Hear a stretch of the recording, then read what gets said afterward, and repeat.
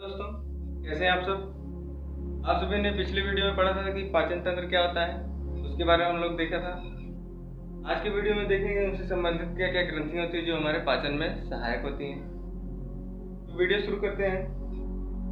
पाचन से संबंधित ग्रंथियां, ठीक है।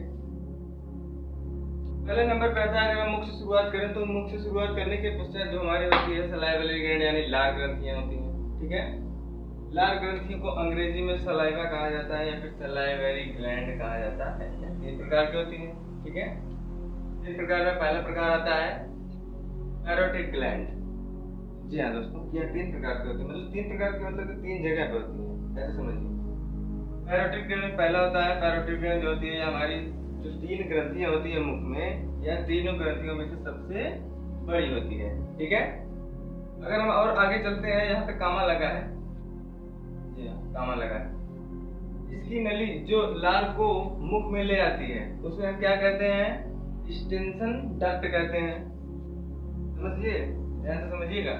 जो नली होती है किसी न किसी के माध्यम से तो हमारे मुख में आती है, हमारे भोजन में लगती है, उसको हम लोग क्या कहते हैं, एक्सटेंशन डक्ट यानी एक्सटेंशन नली क्या कहते हैं। नंबर दूसरा आता है सबमैंडिबुलर, ठीक है। नंबर दूसरा यही है, सबमैंडिबुलर ग्लैंड। इसमें क्या होता है, निचले जबड़े के पीछे, निचला जबड़ा के पीछे यानी यहाँ पे कुछ, ठीक है, निचले जबड़े के पीछे भाग में स्थित होता है, वहां पे स्थित होता है। और देखिए वार्टन डक्ट द्वारा खुलती है। और जो मतलब कि ये गले जबड़े के पीछे से जो ग्रंथि होती है उसमें से कोई पाइप तो लगी होती है ना, जिससे टिल्लू होता है, एक पाइप लगा के पश्चात ही हमारे खेतों में जो होता है पानी वानी जाता है, कि उसी प्रकार से पाइप लगी रहती है, पाइप के द्वारा ही हमारे मुख में लार्वा आती है, ठीक है। उसका नाम क्या है, उस पाइप का क्या नाम है, वार्टन डक्ट, ठीक है। नंबर थर्ड पे आता है सबलिंगुअल ग्लैंड, ठीक है। ये हमारी लार की मतलब कि सबसे छोटी होती है। देखिए जीभ के नीचे स्थित होती है, जीभ के नीचे स्थित होती है। यह छोटी होती है, मतलब कि पहली दूसरी और तीसरी, ध्यान समझिए, पहली दूसरी और तीसरी में सबसे छोटी ग्लैंड कौन सी होती है, या सबलिंगुअल ग्लैंड होती है, ठीक है। और देखिए रिविनस नली द्वारा श्लेष्मा का स्राव करती है, यानी सिर्फ इसका इतना काम होता है, मतलब चिकनाहट को बनाए रखना। श्लेष्मा मतलब क्या, चिकनाहट को बनाए रखने का कार्य कौन करती है, सबलिंगुअल ग्लैंड, ठीक है जी। अगर हम लार की कार्य देखें क्या क्या इसके वर्क होते हैं, पहली बात तो यह टाइलिन नामक एंजाइम इसमें पाया जाता है, ठीक है। अब टाइलिन क्या करता है, देखिए टाइलिन सिर्फ इतना ही करता है, स्टार्च को माल्टोज में परिवर्तित करता है, ठीक है। अगर कोई पूछेगा कि स्टार्च क्या काम, मतलब टाइलिन क्या काम करता है, तो वो स्टार्च को माल्टोज में परिवर्तित करता है। अब ये परिवर्तित क्यों करता है, क्योंकि हमने बताया था कि पाचन में जटिल पदार्थों को सरल पदार्थों में तोड़ना होता है, ठीक है। तो वह स्टार्च को माल्टोज में यानी सरल अणुओं में तोड़ता है। स्टार्च मतलब क्या, स्टार्च मतलब कि एक प्रकार से समझें कि जैसे घी होता है वैसे कुछ वो भी होता है। अगला है, यहाँ पे देखिए काम है, यानी कि अगला कार्य है लाइसोजाइम, जो जीवाणु को नष्ट करता है। इसमें एक रस पाया जाता है जिसको हम कहते हैं लाइसोजाइम एंजाइम। यह क्या काम करता है, आए हुए जीवाणुओं को नष्ट करने का कार्य करता है, ठीक है। अगला देखते हैं पैरोटिड ग्लैंड में संक्रमण, यानी ये वाली ग्रंथि, पहली वाली ग्रंथि जो सबसे बड़ी होती है, पैरोटिड में संक्रमण होने पर गलसुआ यानी मम्स रोग हो जाता है। आप लोग देखे होंगे ना, गाल फूल जाता है, इतना बड़ा और अजीब दिखता है, थोड़ा सा अजीब दिखता है, मुझे भी पता है। मम्स रोग उसको बोलते हैं, ठीक है, अंग्रेजी में मम्स रोग बोलते हैं। यह मम्स वायरस द्वारा होता है। कोई पूछेगा कि गलसुआ जो बीमारी होती है वह किस वायरस के कारण होता है, तो आप लोग बता लेंगे ना, मम्स, ठीक है जी। अगर हम बात करें, यह तो पूरा समाप्त हो गया, लार ग्रंथि यहाँ तक पूरे समाप्त, इतना देखना है। अगर हम बात करें कि लीवर कहाँ पाया जाता है, उदर गुहा में दाहिनी ओर ठीक फेफड़े के नीचे स्थित होता है, ठीक है। यहाँ पे स्थित होता है हमारा लीवर, तो लीवर के बारे में सिर्फ ग्रंथि के आधार पर देखेंगे, इसका मतलब कि वैसे क्या काम होता है, मतलब कि उसको जब हम अगला चैप्टर जब पढ़ाएंगे, चैप्टर वाइज जब पढ़ाएंगे तब बताएंगे, ठीक है। चूंकि हम ग्लैंड के बारे में पढ़ रहे हैं, पाचन से संबंधित ग्रंथियों के बारे में, सिर्फ पाचन के बारे में वर्णन करेंगे। देखिए इसमें क्या होता है कि लीवर को अगर हम थोड़ा सा जूम करके देखें तो जूम करने के पश्चात हिपैटिक लोब्यूल दिखते हैं, कुछ ऐसे खंड खंड में होते हैं। देखिए ऐसे ऐसे होते हैं, ऐसे ऐसे खंडों में कुछ ऐसे ऐसे दिखते हैं, ठीक है। अब उनको भी जूम करके देखा जाता है तो हिपैटिक सेल से दिखती है।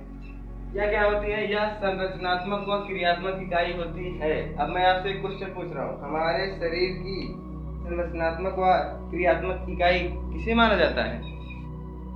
उत्तर है सेल को। जी हाँ, सेल जो होती है वह संरचनात्मक व क्रियात्मक इकाई होती है हमारे बॉडी की। अगर पूछा जाए कि लीवर की संरचनात्मक व क्रियात्मक इकाई कौन सी होती है तो वो हिपैटिक सेल्स होती है। अगर हाँ एक बात और, अगर पूछेगा कि लीवर की सबसे छोटी यूनिट यानी सबसे छोटी इकाई क्या होती है तो वो हिपैटिक सेल्स होती है, ठीक है। अगर पूछेगा किडनी की तो आप लोग बताइएगा कमेंट में, किडनी की सबसे छोटी इकाई क्या कौन सी होती है तो आप लोग बताइएगा, किडनी में बताइएगा, कमेंट में बताइएगा, ठीक है। चलिए देखते हैं हिपैटिक लोब्यूल, जो कि इस प्रकार से कुछ व्यवस्थित होते हैं। मतलब कि लीवर को थोड़ा सा जूम करके देखा जाता है तो मतलब कि हिपैटिक लोब्यूल्स दिखते हैं, उनके बारे में थोड़ा देखते हैं। देखिए यह रज्जु की तरह व्यवस्थित होते हैं। अब रज्जु क्या होती है? रीढ़ की हड्डी देखा है जी, रीढ़ की हड्डी कुछ इस प्रकार से होती है, ऐसे ऐसे ऐसे ऐसे ऐसे ऐसे व्यवस्थित होती है, ऐसे ऐसे धीरे धीरे नीचे गई, यानी कि ऐसे ऐसे ऐसे ऐसे व्यवस्थित होती है, रज्जु की तरह व्यवस्थित होती है। अगला कार्य के बारे में देखते हैं तो यह मतलब कि एक पतली संयोजक ऊतक द्वारा ढकी होती है। यह जो होती है एक पतली संयोजक ऊतक द्वारा या फिर एक कहीं झिल्ली द्वारा ढकी होती है, जिसको हम क्या बोलते हैं? इलिसस कैप्सूल, इलिसंस कैप्सूल बोलते हैं। ये बहुत इंपॉर्टेंट है, आप लोग को नहीं लग रहा है कोई बात नहीं। आगे देखते हैं, ये देखिए हिपैटिक सेल्स के बारे में आ गया है। हिपैटिक सेल्स क्या होती हैं? इसके द्वारा जो होता है वह बाइल जूस का सीक्रेशन यानी कि स्राव होता है। अब बाइल जूस क्या होता है? पितरस, यार पुराना वाला वही पितरस। आप लोग समझिए, जब मान लीजिए गुड़िया उड़िया आता है, त्योहार वहार आता है तो उसमें पटना डाले रहते हैं, पटने डाल घुमकते हैं, उसके बाद फिर से आता है पटना, फिर घुमकते हैं, फिर दूसरे जाता है, ऐसे ऐसे धीरे धीरे लगा रहता है, ठीक है। तो जो बैठने वाला होता है तो कहता है हमारा जी मचला रहा है, हमको थोड़ा सा उल्टी आ रही है, हमको थोड़ा उतार दो। कहते हैं अरे थोड़ा देर और। उसके बाद ऐसे करते करते जब खाली पेट रहता है, सुबह मान लीजिए सो उठे हैं, भूत दे भाई का हमको भी बैठाओ, हमको भी झुलवाते हैं तो बैठते हैं। उसके बाद उनका खाली पेट रहता है, पेट में कुछ रहता वैसा नहीं, तो उसके बाद झुलवाते हैं तो उसके बाद उनका जी मगलाने लगता है, अरे पता नहीं कैसा हो रहा है बहनी, थोड़ा सा उतार दीजिए, मुझे बहुत प्रॉब्लम हो रही है। तो उसके बाद होता क्या है कि मतलब कि जब उसको नहीं उतारते हैं तो उसके बाद जब वो उतरता है तो उसके बाद धीरे धीरे जमवाने लगता है, जमवाने के बाद उगला मारता है, हला। मतलब कि जब खाली पेट में जो उल्टी होती है वो कुछ आप लोगों ने देखा होगा तो हरे और पीले रंग की होती है, तो मिला के पीले रंग होता है, ठीक है। खास करके कहा जाता है कि अगर पीलिया उलिया बवा रहा है तो पीला मतलब पित्तरस बाहर निकल जाए तो पीले ठीक हो जाता है, ऐसी कोई बात नहीं होती है। लेकिन अगर जब खाली पेट में उल्टी होती है तो वो कुछ और नहीं, यही बाइल जूस होता है, यानी पीला पीला रंग यानी पीला पीला जूस होता है, इसको कहते हैं बाइल जूस। हिंदी में कहते हैं पित्ताशय या पित्तरस होता है, ठीक है, इसको हिंदी में पित्तरस बोलते हैं। अगला देखते हैं, यह जूस एक थैली में एकत्र होता है। यह जूस कहाँ पे एकत्रित होता है? एक थैली में एकत्रित होता है, जिसको हम क्या बोलते हैं? गॉल ब्लैडर बोलते हैं, ठीक है, गॉल ब्लैडर बोलते हैं। इसको हिंदी में बोलते हैं पित्ताशय। ऐसे पूछते हैं कि पित्तरस जो होता है कहाँ पे एकत्रित होता है, तो आप लोग बता दीजिएगा पित्ताशय में। अगर आपसे पूछे कि बाइल जूस कहाँ पे एकत्रित होता है तो वो गॉल ब्लैडर। हालांकि बात एक ही है, लेकिन वो अंग्रेजी है वो हिंदी है, हम लोग तो थोड़ा हिंदी ही पढ़े हैं। यहाँ पे देखिए तीसरा वाला, बाइल डक्ट व पैनक्रियाटिक डक्ट मिलकर हिपैटोपैनक्रियाटिक डक्ट बनाती हैं। अब ये थोड़ा सा समझने वाला पॉइंट है, आप लोग ध्यान दीजिए। आमाशय के ठीक नीचे ही होता है अग्न्याशय, जिसको अंग्रेजी में पैनक्रियास बोलते हैं, ठीक है, उसको अंग्रेजी में पैनक्रियास बोलते हैं। अब देखिए बाइल जूस यानी कि पित्त वाली नली, ठीक है, पित्त वाली नली यानी बाइल जूस, बाइल डक्ट यानी नली, पैनक्रियाटिक डक्ट, और जो हमारी पैनक्रियाज है, पैनक्रियाज वाली नली, दोनों ही नली मिलके, जैसे मान लीजिए दोनों नली है, पित्त वाली ये अग्न्याशय यानी पैनक्रियाज वाली है, दोनों मिलकर क्या बनाती हैं, एक नई नली का निर्माण करते हैं, जिसको हम लोग क्या बोलते हैं, हिपैटोपैनक्रियाटिक डक्ट। हिपैटो मतलब क्या, हिपैटो, जहाँ पे हिपैटो लग जाए वहां पे समझ जाइएगा कि लीवर की चर्चा हो रही है। हिपैटो यानी कि लीवरवा वाली, और यहाँ पे पैनक्रियाटिक मतलब पैनक्रियाजवा वाली, दोनों नलियां मिलकर के एक नई नली का निर्माण करती हैं, जिसको हम लोग क्या कहते हैं, हिपैटोपैनक्रियाटिक डक्ट कहते हैं, जो ड्यूडेनम में खुलती है। ये समझने वाला पॉइंट है। यह नली कहाँ पे खुलती है, ड्यूडेनम में खुलती है। ड्यूडेनम क्या होता है यार, छोटी आंत का पहला वाला भाग होता है बाबू, ठीक है, ड्यूडेनम छोटी आंत का पहला वाला भाग होता है, वहीं पे जो भोजनवा जाता है, तो भोजनवा जाने के पश्चात यह वाली नली वहीं पे खुलती है, तो उसको थोड़ा सा एक चीज में डाल देती है, ताकि जो मटेरियल है व्यवस्थित रहे, ठीक है। अगर हम इसके कुछ इम्पोर्टेंट पॉइंट को देखते हैं, तो देखिए यह हरे रंग का जूस श्रावण करती है, क्या कौन करती है, यही लीवर, ठीक है। इसके द्वारा क्या होता है, हरे पीले रंग का, पीले और हरे रंग का जूस श्रावण होता है, जिसको हम लोग पित्त रस या फिर बाइल जूस कहते हैं। और देखिए नंबर दूसरा है, इसमें बिलिरुबिन, बिलिवर्डिन, कोलेस्ट्रॉल, लेसिथिन व पित्त लवण होते हैं। अगर एक पॉइंट करके लिखना हो तो आप लोग लिखेंगे कि इसमें बिलिरुबिन पाया जाता है, इसमें क्या होता है, बिलिवर्डिन पाया जाता है, और इसमें क्या पाया जाता है, कोलेस्ट्रॉल पाया जाता है, और इसमें क्या लेसिथिन पाया जाता है। अगले पॉइंट में लिखेंगे पित्त लवण पाया जाता है। हम लोग क्या करके लिख लिए हैं, ठीक है, हमारे पास उतना टाइम नहीं है, फिलहाल कहने का टाइम नहीं, टाइम तो बहुत है, ठीक है। आप लोग पॉइंट अगर लिखना है तो लिख लीजिएगा, ठीक है। अब देखिए बिलिरुबिन, बिलिवर्डिन, इन सब के बारे में मैं अगले वीडियो में बता दूंगा। आप लोग समझिए अभी कोलेस्ट्रॉल क्या होता है। कोलेस्ट्रॉल सिर्फ इतना समझिए कि यह चिकनाहट को बनाए रखता है।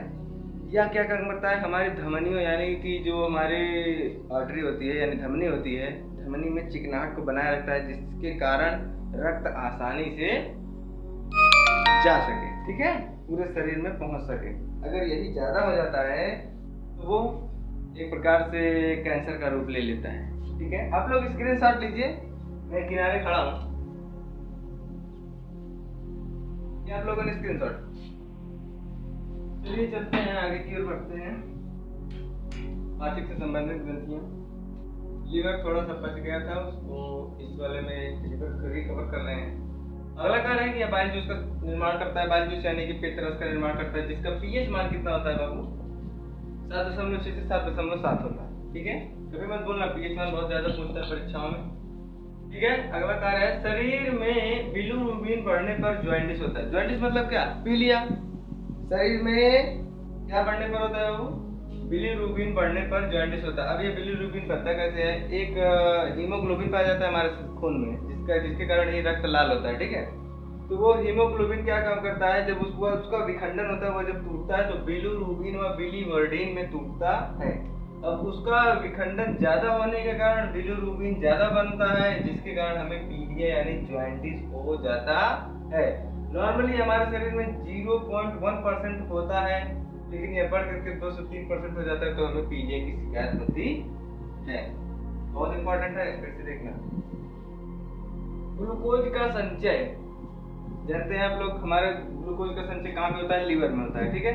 इसमें क्या होता है कि ग्लाइकोजेनेसिस, देखिए इसमें 2 प्रक्रिया होती हैं, ग्लाइकोजेनेसिस और एक होता है ग्लाइकोजिनोलाइसिस।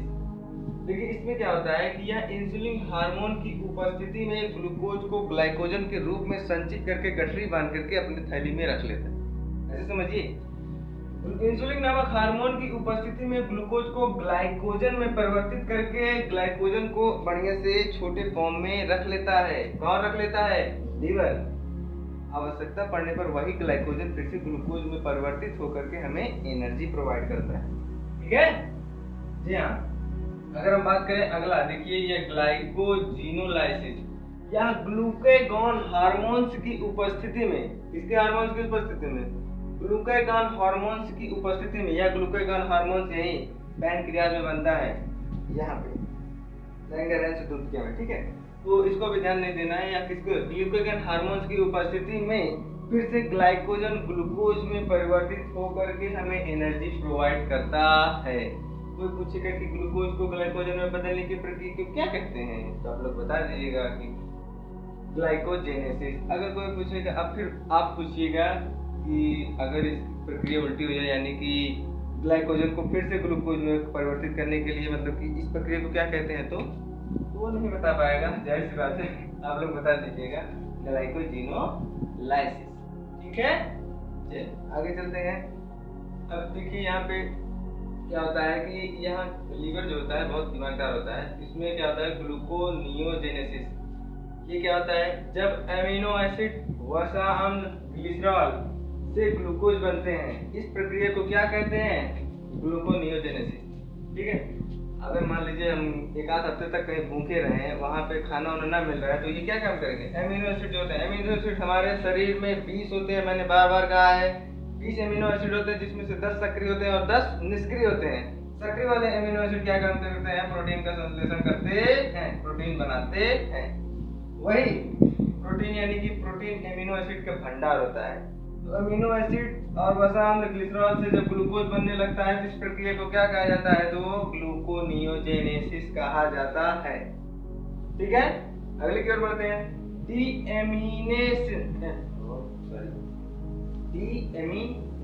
ऑफ प्रोटीन, यानी कि प्रोटीन का विअमोनीकरण, इसको हिंदी में कहते हैं प्रोटीन का विअमोनीकरण, डीएमीनेशन ऑफ प्रोटीन। इसमें क्या होता है?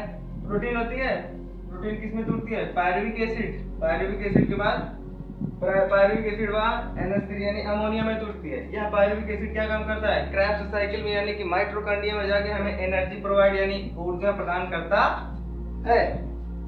जी हाँ, अगला कार्य की बात करते हैं तो यहाँ पे यूरिया का संश्लेषण भी करता है। कौन करता है? लीवर करता है। यूरिया का संश्लेषण कैसे करता है?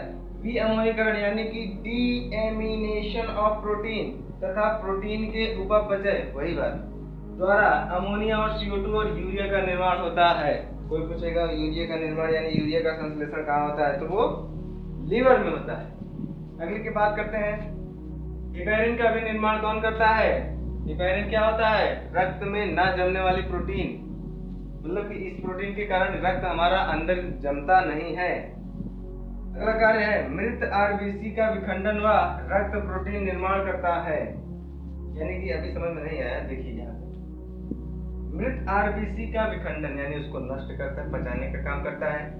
रक्त प्रोटीन का निर्माण, रक्त प्रोटीन यानी कि हाइड्रोजन, यार देखिए हीमोग्लोबिन क्या होता है? हीमोग्लोबिन में WBC RBC आते हैं, ठीक है। हीमोग्लोबिन के विखंडन से बिलिरुबिन, बिलिवर्डिन का निर्माण होता है, ठीक है। और फाइब्रिनोजन यानी वही कौन सा? रक्त प्रोटीन, फाइब्रिनोजन का निर्माण होता है। फाइब्रिनोजन व प्रोथ्रोम्बिन का निर्माण होता है। प्रोथ्रोम्बिन भी वही है, ठीक है। इसमें देखिए अगर कोई पूछेगा कि प्रोथ्रोम्बिन किस विटामिन के द्वारा बनता है, तो वो विटामिन E द्वारा बनता है, ठीक है। चलिए देखिए यहाँ पे फाइब्रिनोजन जो होता है एक्टिव जो होता है ना, तो वो बिना प्रोथ्रोम्बिन के एक्टिव नहीं हो पाता है, इसलिए प्रोथ्रोम्बिन का होना बहुत जरूरी होता है, ठीक है। यहाँ पे था, देखिए एक पॉइंट है, 2 पॉइंट है, बहुत ज्यादा पूछे जाते हैं। पिनोसाइटोसिस और फाइगोसाइटोसिस। लीवर पिनोसाइटोसिस भी करता है और फाइगोसाइटोसिस भी करता है। यह क्या होता है? देखिए कोई तरल पदार्थ, कोई तरल ऑयल का हिपैटिक सेल यानी कि लीवर वाली जो कोशिका थी, हिपैटिक सेल्स द्वारा अवशोषण पिनोसाइटोसिस कहलाता है, ठीक है। किसी ऑयली मटेरियल का, किसी ऑयली तरल पदार्थ का हिपैटिक सेल या फिर कोई भी सेल द्वारा अवशोषण पिनोसाइटोसिस। फाइगोसाइटोसिस क्या होता है? किसी ठोस कण या फिर पदार्थ का हिपैटिक सेल या फिर कोई भी सेल द्वारा अवशोषण फाइगोसाइटोसिस कहलाता है। ये 12th की परीक्षा में बार बार पूछा जाता, लोग मान ही चाहे नहीं। आगे बढ़ते हैं पैनक्रियाज की ओर। पैनक्रियाज यानी कि अग्न्याशय। आमाशय के ठीक नीचे कुछ इस प्रकार से व्यवस्थित होता है। मैं थोड़ा सा बना के दिखाने के प्रयास कर रहा हूँ। यहीं पे होता है कुछ इस प्रकार से पत्तीनुमा संरचना होती है, आमाशय के ठीक नीचे होती है। ठीक है, देखते हैं पैनक्रियाज के बारे में। मिश्रित ग्रंथि होती है। मिश्रित ग्रंथि मतलब हमारे शरीर में सिर्फ दो ही प्रकार की ग्रंथि पाई जाती है, पहला अंतःस्रावी, दूसरा बहिस्रावी ग्रंथि। देखिए मिश्रित ग्रंथि होती है, पहला है अंतःस्रावी ग्रंथि, दूसरा है बहिस्रावी ग्रंथि। बात करते हैं अंतःस्रावी ग्रंथि की, तो यह अंतःस्रावी भाग से इंसुलिन हार्मोन और ग्लूकेगॉन हार्मोन्स का स्राव करती है। ग्लूकेगॉन मतलब ग्लूकेगॉन जो ग्लाइकोजन को ग्लूकोज में परिवर्तित करके हमें एनर्जी प्रदान करता है। ग्लूकेगॉन हार्मोन्स का स्राव करती है बाबू। यहाँ तक क्लियर है? चलिए आगे चलते हैं। अगर बात करते हैं बहिस्रावी भाग मतलब देखिए अंतःस्रावी जो ग्रंथियां होती हैं वो हार्मोन्स का स्राव करती हैं, बहिस्रावी जो ग्रंथि होती हैं वो जूस का स्रावण करती हैं। अगर हम बात करें अंतःस्रावी ग्रंथि की तो यह हार्मोन्स का स्राव करती हैं जो कि हमारे ब्लड में छोड़ी जाती हैं। हार्मोन ब्लड में छोड़ा जाता है। बहिस्रावी भाग की बात करें तो यह एंजाइम का स्राव करती हैं या हमारे आहार नाल में छोड़ी जाती है। यहाँ तक कोई कंफ्यूजन नहीं होनी चाहिए, ठीक है? आगे बढ़े, चलो आगे बढ़ते हैं। अगर हम पैनक्रियाज का कार्य के बारे में थोड़ा सा देख लेते हैं। यहाँ पे देखिए पैनक्रियाज बना हुआ है, ठीक है? पैनक्रियाज में देखते हैं ना तो छोटे छोटे पीले पीले रंग की कुछ इस प्रकार की बूंदियां पाई जाती हैं जिसको हम लोग लैंगरहैंस द्वीपिका अंग्रेजी में स्टेट्स ऑफ लैंगरहैंस कहते हैं। इसमें अल्फा व बीटा व गामा सेल्स पाई जाती हैं। बीटा सेल द्वारा इंसुलिन नामक हार्मोन, गामा सेल द्वारा ग्लूकेगॉन हार्मोन्स का स्राव होती है। अल्फा वाला एंजाइम का स्राव करता है। ठीक, चलिए कार्य की बात करते हैं। पैनक्रियाटिक जूस का निर्माण करता है, ठीक है? पैनक्रियाटिक जूस क्या होते हैं? पैनक्रियाटिक जूस वो होते हैं जो हमारे भोजन को पचाने में हेल्प करते हैं, ठीक है? अगर बात करें कि ट्रिप्सिन का निर्माण करता है। ट्रिप्सिन क्या होता है यार, बताने कैसे है ना? देखिए ट्रिप्सिन क्या करता है, प्रोटीन को डाइपेप्टाइड व ट्राइपेप्टाइड में बदलने का कार्य करता है। प्रोटीन एक जटिल ठोस पदार्थ होता है, ठोस पदार्थ नहीं मतलब जटिल होता है, उसको सरल पदार्थ में यानी डाइपेप्टाइड एंड ट्राइपेप्टाइड द्वारा पेप्टाइड में तोड़ने का कार्य करता है, ठीक है? अगले की बात करें तो एमिटोट्रिप्सिन थोड़ा सा कंफ्यूज कर रहा है यार, कोई बात नहीं। इम्यूनोट्रिप्सिन है यार, सॉरी। इम्यूनोट्रिप्सिन हार्मोन का स्राव करता है। ये देखिए ये क्या काम करता है, इम्यूनोट्रिप्सिन क्या करता है, स्टार्च को ग्लूकोज में परिवर्तित करने का कार्य करता है। स्टार्च क्या होती है? स्टार्च बताया हमने, एक प्रकार की प्रोटीन है जो कि बहुत जटिल होती है, ठीक है? स्टार्च मतलब कि जो पेड़ पौधों की वसा होती है उसको हम लोग स्टार्च बोलते हैं।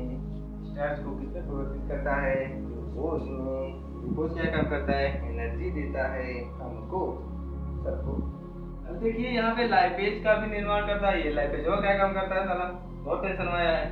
यह लिपिड को किसमें परिवर्तित करता है? ग्लिसरॉल व वसीय अम्ल में परिवर्तित करता है, ठीक है बाबू? देखिए जो कार्बोहाइड्रेट होता है वो ग्लूकोज में टूटता है, जो लिपिड होता है वो किसमें टूटता है? ग्लिसरॉल और वसीय अम्ल में टूटता है। एक थोड़ा सा पॉइंट देख लीजिए, उसके बाद वीडियो को एंड करते हैं। थोड़ा सा प्रोसेस देख लीजिए, उम्मीद है समझ में आया होगा। लाल रंग की लाल चुनरिया लाल लाल लहराई, कोई बात नहीं, थोड़ा सा कमेंट थोड़ा सा हंसी मजाक तो होना चाहिए।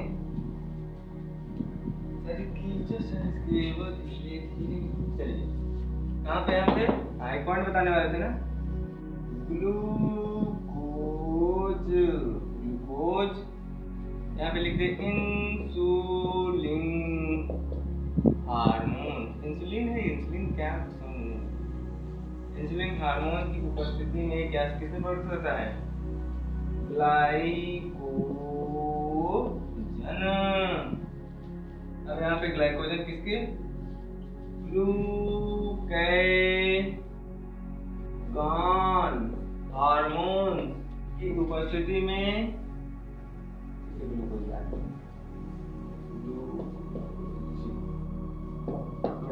देखिए यहाँ पे क्या लिखा है, ग्लूकोज जो होता है इंसुलिन नामक हार्मोन की उपस्थिति में किसमें परिवर्तित होता है, ग्लाइकोजन में। ठीक है, ग्लाइकोजन में बदलता है। अब जब मान लीजिए हमको कभी जिंदगी में फिर से गरीब हुई, मान लीजिए अमीर होते हैं, तो ग्लूकोज होता है वह इंसुलिन नामक हार्मोन में सोना चांदी बनवा करके गठरी पैक करके बढ़िया से कमरे में धर देते हैं, छोटी सी जगह रहती है। अब 10 करोड़ रखेंगे तो पूरा कमरा भर जाएगा ना, उसको अगर 10 करोड़ का सोना खरीदते तो इतना बड़ा होगा, आराम से एक जगह भर देते हैं। वही क्रिया होती है जब हम लोग अमीर होते हैं, यानी ग्लूकोज की मात्रा ज्यादा होती है, इंसुलिन नामक हार्मोन क्या काम करता है, ग्लाइकोजन में परिवर्तित कर लेता है, यानी छोटी सी गठरी बना लेता है। फिर आवश्यकता पड़ने पर जैसे मान लीजिए हमको पैसे की जरूरत है तो क्या करेंगे, सोना बेच देंगे, पैसा थोड़ा सा ले लेंगे। ठीक है, तो वही जब फिर से हमको एनर्जी की आवश्यकता पड़ती है, आवश्यकता पड़ने पर ग्लूकागॉन हार्मोन्स निकलता है, किसके द्वारा, लैंगरहैंस दूध के यानी पैंक्रियास के द्वारा निकलता है, गामा सेल्स द्वारा निकलता है। ग्लूकागॉन हार्मोन, यह हार्मोन क्या काम करता है, किसी ग्लाइकोजनवा को ग्लूकोजवा में बदल देता है। ठीक है, हे गाइस, उम्मीद है आपको वीडियो समझ में आया होगा। अगर समझ में आया तो समझ रहे हैं ना। ठीक है, तब तक के लिए धन्यवाद। स्क्रीनशॉट लेना चाहे तो ले लीजिए।